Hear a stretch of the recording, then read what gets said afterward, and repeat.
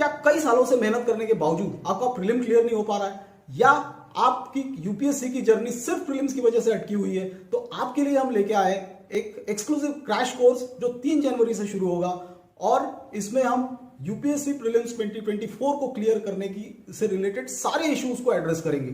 तो इसके कुछ की हाइलाइट्स पे हम पहले चर्चा कर लेते हैं।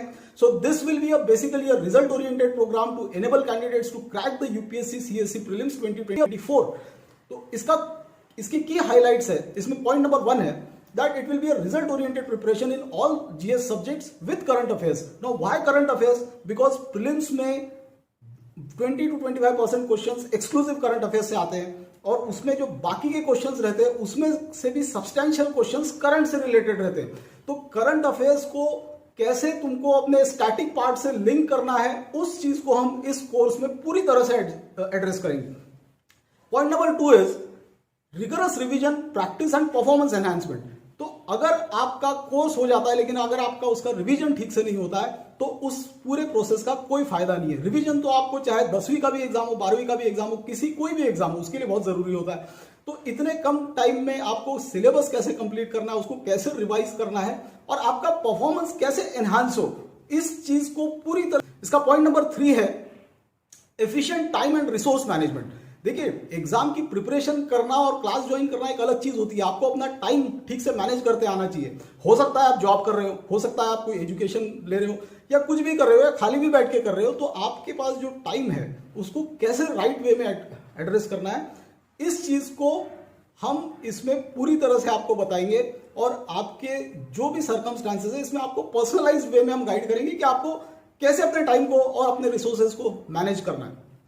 इसका पॉइंट नंबर 4 है टाइम बाउंड सिलेबस कंप्लीशन।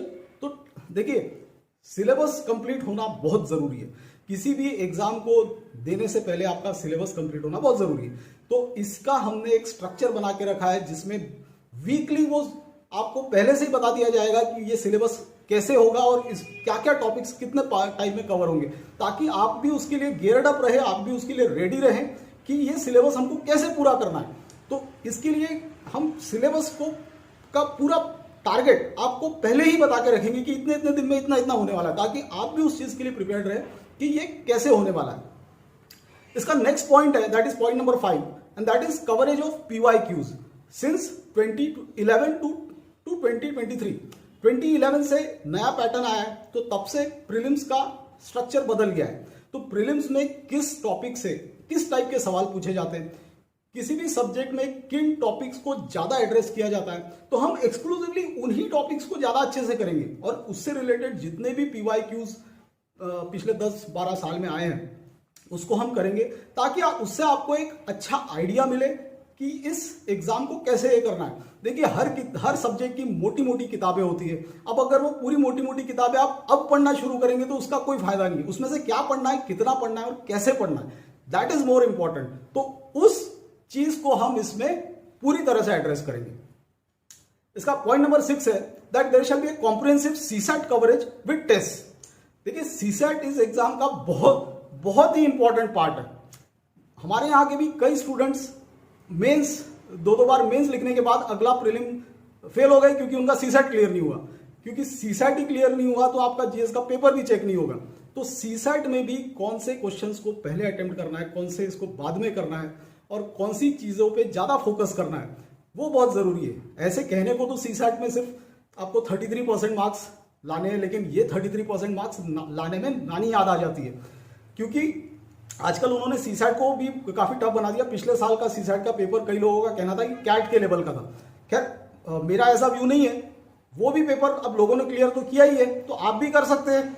तो उसको कैसे करना है, उसमें किन पार्ट्स को पहले अटेम्प्ट करना है, किन को बाद में करना है, और उन पार्ट्स को भी कैसे आपको पूरा करना है, उसकी क्या ट्रिक्स ऑफ द ट्रेड्स रहेंगी, इस चीज को हम इस कोर्स में पूरी तरह से एड्रेस करेंगे। इसका नेक्स्ट पॉइंट है पॉइंट नंबर 7, वो है complete analysis of budget and economic survey. Now current affairs के का जो यूपीएससी का सिलेबस होता है उसमें इकोनॉमिक सर्वे और बजट बहुत इंपॉर्टेंट होता है।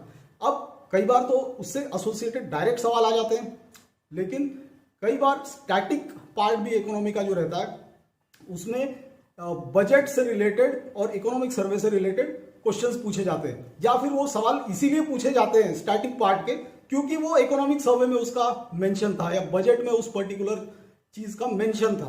तो इकोनॉमिक सर्वे और बजट इसको हम पूरी तरह से कॉम्प्रिहेंसिव वे में कवर करेंगे। इसका पॉइंट नंबर 8 है development of problem solving skills. Now see, problem आपके सामने आएगा, प्रीलिम्स में क्वेश्चंस आएंगे। अब हर बार यूपीएससी आजकल एक नया ही तरीका लेके आई है कि नए नए टाइप के पैटर्न्स ला रही है। अब जैसे पिछले साल उन्होंने एक पेयर वाला सिस्टम ला दिया, इस साल पता नहीं कौन सा नया सिस्टम लाएंगे। तो चाहे कोई भी सिस्टम लाए, अगर आपका नॉलेज थरो है, अगर आपका की स्ट्रैटेजी सही है, तो ये पार्ट आपको कैसे एड्रेस करना है, कैसे उन प्रॉब्लम्स को सॉल्व करना है, अटक गए तो क्या करना है, कैसे एलिमिनेशंस करने हैं, इन सब चीजों को भी हम इस कोर्स में पूरी तरह से एड्रेस करेंगे। इसका पॉइंट नंबर 9 है मोटिवेशन एंड कॉन्फिडेंस बिल्डिंग।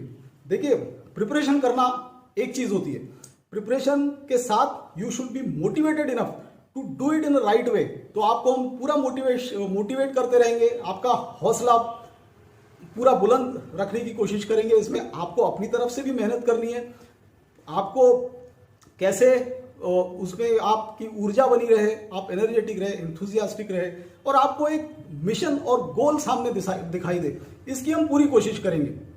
इसका नेक्स्ट पॉइंट है, that is point number 10, that is we'll have a dedicated mentorship support and guidance for performance maximisation.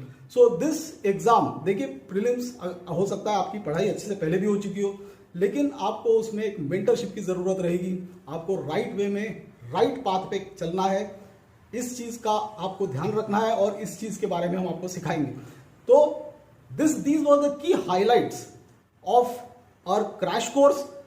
इस क्रैश कोर्स को आप जरूर ज्वाइन कीजिए, आपको इसका पूरा बेनिफिट मिलेगा। मैं गारंटी देता हूं कि अगर हमने जैसा बताया वैसा आपने किया और हमारे टेस्ट में अगर आपने अच्छा परफॉर्म किया तो आपका प्रीलिम क्लियर होना तय है। प्रीलिम क्लियर हुआ तो मेंस के लिए क्या करना है उसकी हम बाद में आपको गाइड करेंगे उसके लिए, लेकिन आप इस कोर्स को जरूर ज्वाइन कीजिए, आपको इसका बहुत बेनिफिट होगा। Thank you very much.